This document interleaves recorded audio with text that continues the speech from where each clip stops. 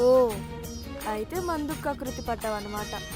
ఆడవాళ్ళు పగతులకు కకృతి పడ్డట్టు మగాళ్ళు మందుకు కకృతి పడతారు. ఎవరు బలహీనత వాళ్ళది.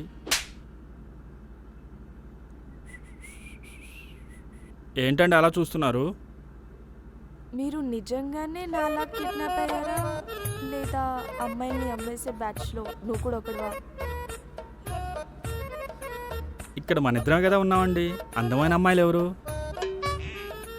అయినా మీకెందుకు వచ్చింది ఆ డౌటు? అంటే మీ ఫేస్ అలానే ఉంది. ఏంటి నా ఫేస్ మరీ అమ్మాయిలు అమ్మేసేవాళ్ళ ఉందా? చీనా బతుకు.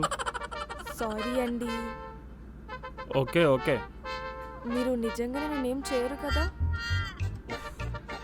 మీరేం నన్నేం చేయరు కదా అని నన్నేం చేయొద్దని రిక్వెస్ట్ చేసుకుంటున్నారో, నన్నేమైనా చేయమని చెప్పి హింట్ ఇస్తున్నారో అర్థం కావట్లేదండి.